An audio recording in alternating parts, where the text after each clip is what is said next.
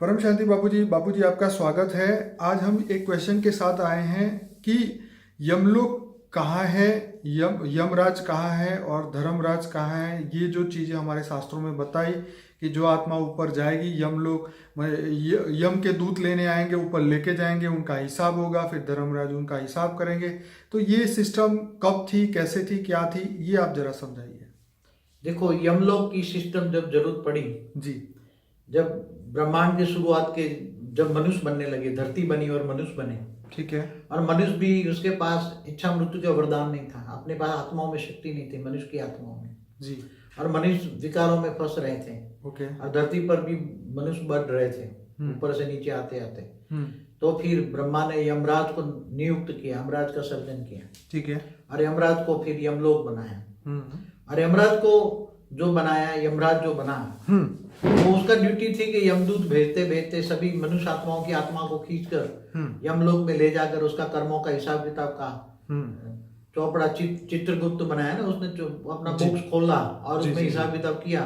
फिर उसमें स्वर्ग में भेजो या नरक में भेजो, कौन से नरक में जाना है, कहाँ कहाँ जाना है, रव रव नरक में जाना है, उसके कर्मों के हिसाब से उसको अलॉटमेंट होता था। हाँ, वो गरुड़ पुराण में भी लिखा है। जो आप बिल्कुल, जो मर जाता है ना आत्मा, तो गरुड़ पुराण बिठाते हैं ना सुबह। तो गरुड़ पुराण में ये बातें हैं यमलोक की, और आत्मा को कैसे मार मार के ले जाते थे, क्या सजा देते थे।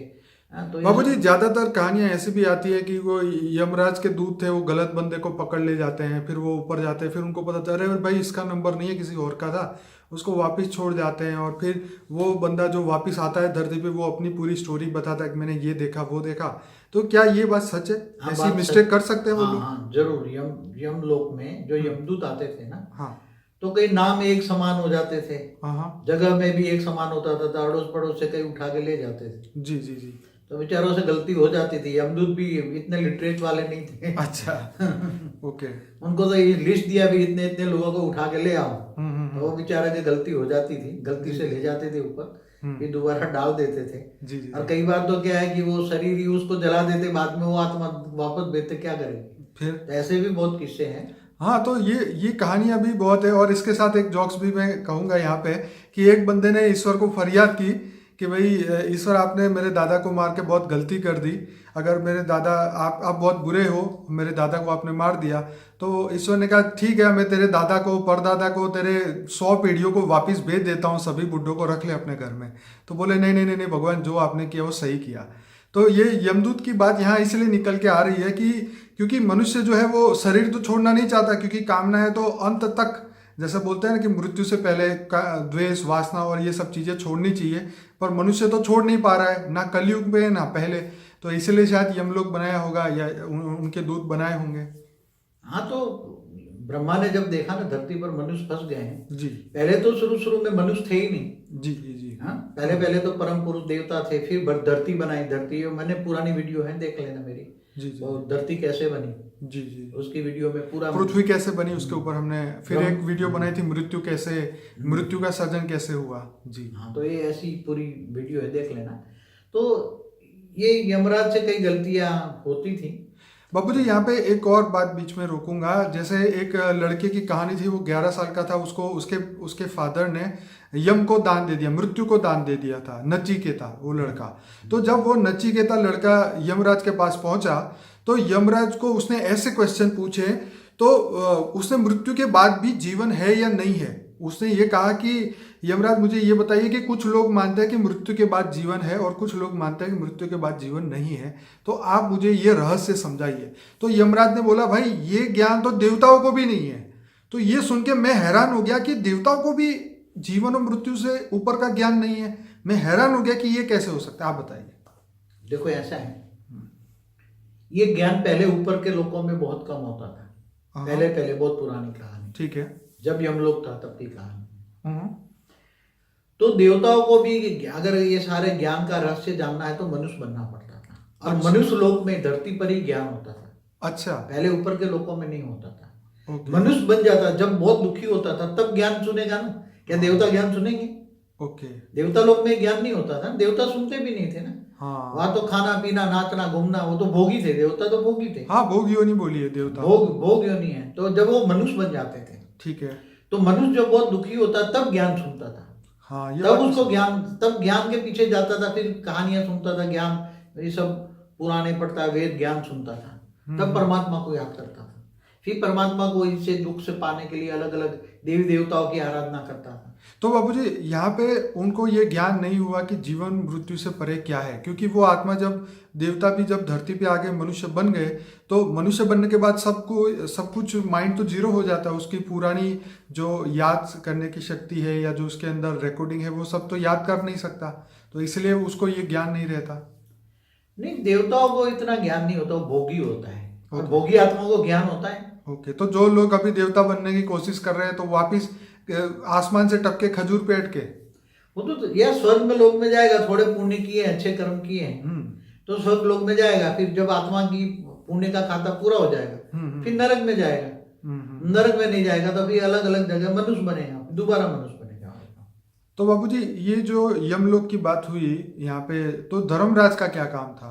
देखो, यमराज जो है, यमराज जब ये काम कराता था अपने यमदूतों का द्वारा, ठीक है, जब ये काम करा तब ये यमराज एक ग्रुप होता है, ठीक है, यमराज का एक ग्रुप अलग होता है, वो आत्मा एक है, यमराज की आत्मा, मगर वो ओरिजिनल में वो धर्मराज का, जब वो काम छोड़ देता है और काम नहीं करता तब वो धर्मराज है। अच्छा, वो धर्मराज है, धर्मराज का एक ही रूप यमराज है। अच्छा, अच्छा, मगर वो आत्मा एक है, काम दो है। एक तो सिक्के की दो धर्मराज पासा माना, है। धर्मराज वो माना सारे धर्म को जानता है, धर्म माना धारणा है, मतलब आत्मा को क्या उसके कर्मों के हिसाब से जो उसको अलॉटमेंट करना है, स्वर्ग नरक कहाँ भेजना, उसके सारे ये धर्म के कायदे कानून उसको पता होने चाहिए ना, उसके हिसाब से सजा देगा ना। आज के जैसे तो उसी टाइम सुपर कंप्यूटर नहीं थे ना। नहीं, आज भी लोग कहते हैं जब तू ऊपर जाएगा तब तेरे साथ न्याय होगा, तो ये बोलते हैं ना आज के जमाने में लोग। उसी टाइम पर हाँ, तो न्याय तो होगा ना, न्याय तो वहां धर्मराज करेगा ना। पर बाबूजी अब कलयुग के इस हिसाब में अब जो समय चल रहा है, ना यमराज का ठिकाना है ना धर्मराज का ठिकाना है, अब क्या? अभी मैंने तो बोला हुआ ना, देवता सारे मनुष्य बन गए। ओके, तो यमराज या धर्मराज जो कहो, सब देवता थे, मनुष्य बन गए ना। अभी तो जैसे अलग अलग अलग धर्म संप्रदाय आए तो सारे फिर अब यमराज का काम नहीं रहा। तो यमपुरी अभी भी होगी कि नहीं होगी? यमपुरी अभी कुछ नहीं है, अभी सूक्ष्म दुनिया में सूक्ष्म दुनिया में सब उलट फेर हो गए। हाँ, ये हमारे ब्रह्मांड में सूक्ष्म में भी, सूक्ष्मतन में भी, कारण जगत, हमारे ब्रह्मांड के कारण महाकारण जगत में दूर दूर से गैलेक्सियों से, यूनिवर्स से, दूर दूर से बहुत आत्मा आई हमारे ब्रह्मांड में, इतनी भरचक हो गई, सूक्ष्मतन भरपूर हो गया। और फिर ये धीरे धीरे धीरे धीरे ये धर्म दूर दूर से आए। मैंने कई वीडियो में बताए हैं कि ये धर्म पिता वाले कहाँ से आए, कोई दूर यूनिवर्स से आए, कोई गैलेक्सी से आए। जी जी जी, आपने बहुत बताया ये बात। हाँ, तो हमारे ब्रह्मांड में आकर फिर ये मनुष्य भी बने। तो ये जब सूक्ष्मोतन में, ये हमारा तो सूक्ष्मोतन था धर्म, ये देवता भी सूक्ष्मोतन थे, उससे ऊपर जो चौथा लोग, राइट, पांचवा लोग, छठा लोग, ब्रह्मापुरी, विष्णुपुरी, सब इन लोगों ने हमारे ब्रह्मांड को, पूरी अस्तित्व को बहुत, मतलब हमारे ब्रह्मांड के अंदर हलचल कर दी, हलचल कर दी। ठीक है, हलचल करते करते पूरे ब्रह्मांड का जो पूरी जो कंट्रोलिंग होता है ना, तो ये भी उन्होंने आगे थूल धरती पर भी ये जो आए मैसेंजर आए, पैगंबर आए, सब ये सब इन्होंने आके फिर क्या किया है, धरती पर भी तो ये सब बदल उलट फुलट हो गया ना। तो अभी कंट्रोलिंग किसके पास? आज हिंदू लोग तो माइनॉरिटी में। चलिए ये तो छोड़िए, पर अब कंट्रोलिंग कौन कर रहा है? चलिए, अलग अलग धर्म के जो मैसेंजर आए, वो मैसेंजर के ऊपर सूक्ष्म दुनिया में रह के कंट्रोलिंग, सूक्ष्म दुनिया से कंट्रोलिंग कर रहा है ना। जो भी मैसेंजर आए, एक बात बताऊं, आज जो एलियंस में मैसेंजर में बताया जाता है ना, हाँ, कि ऊपर से यान आता था, जैसे बोले आग दिखाई देती है, हाँ, अब आग हमारा यान की आग दिखाई देती है, उसमें से एक निकला मैसेंजर, हाँ, और लोगों को मैसेज देता था। हाँ, कई ढेर के ढेर मैसेंजर है। सही बात। 5800 साल से सबसे पहला मैसेंजर आया जो था, वो जिन्हें ये धर्म संप्रदाय बना दिया 5800 साल पहले। क्या नाम भूल गया मैं, ईसु थरथुस था, ईसु थरथुस, पारसी धर्म जो बना। हाँ, पारसी धर्म कहते हैं उसको, उसको यहूदी धर्म भी कहते हैं। अच्छा, यहूदी धर्म स्थापन की उसने 5800 साल पहले। ठीक है, तो वो भी मैसेंजर, बाद में तो बहुत मैसेज, 3900 साल पहले इब्राहिम आए, इसने इस्लाम धर्म की स्थापना की, अलग अलग आए। फिर 2000 साल पहले यीशु क्रिस्त आए। तो वो बड़े दूर दूर से यूनिवर्स से आए थे, गैलेक्सी से आए थे, और कोई ग्रेट यूनिवर्स से आए थे, वो धरती पर आए और उन्होंने हमारा पूरे सूक्ष्म वतन पे, हमारे जो सूक्ष्म लोग है, उनको सबको कैप्चर कर लिया। ठीक है, और ऊपर जब सूक्ष्मोदन कैप्चर हो गया तो भी धरती लोग भी कैप्चर करने हैं, पर मनुष्य उन्होंने मैसेंजर भेज भेज के क्या करते रहे।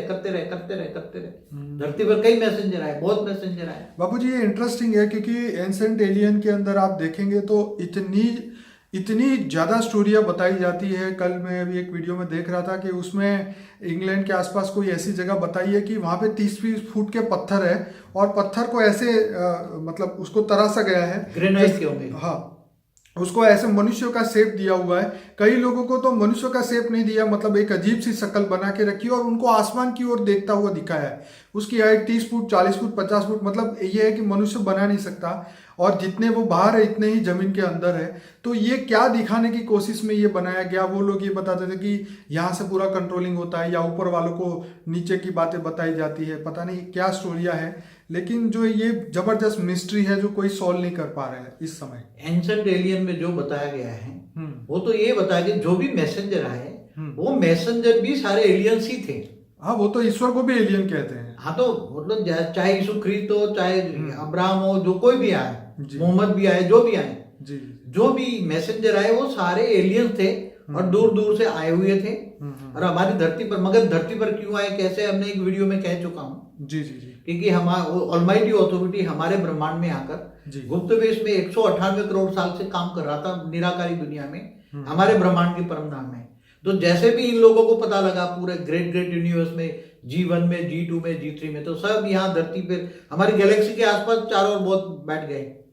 हाँ, तो हमारे सोलर सिस्टम के बाहर के सोलर सिस्टम में बहुत आगे बैठे हुए हैं अभी।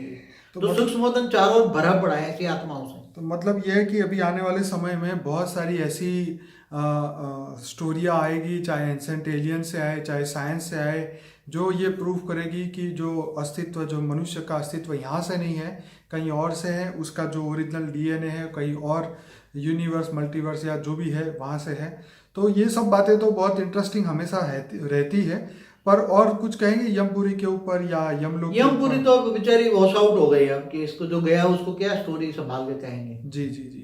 तो मैं अपने श्रोताओं को कहूँगा, बापूजी का एक वीडियो है मृत्यु का सर्जन कैसे हुआ, वो सब लोग जरूर देखें और हमारा अनस्पोकन ट्रूथ का जो 90 वीडियो है वो जरूर देखें। हालांकि हमारे चैनल में 1500 वीडियोस है, तो सभी लोगों को रिक्वेस्ट है, कमेंट करें, शेयर करें और ज़्यादा से ज़्यादा चैनल सब्सक्राइब करें।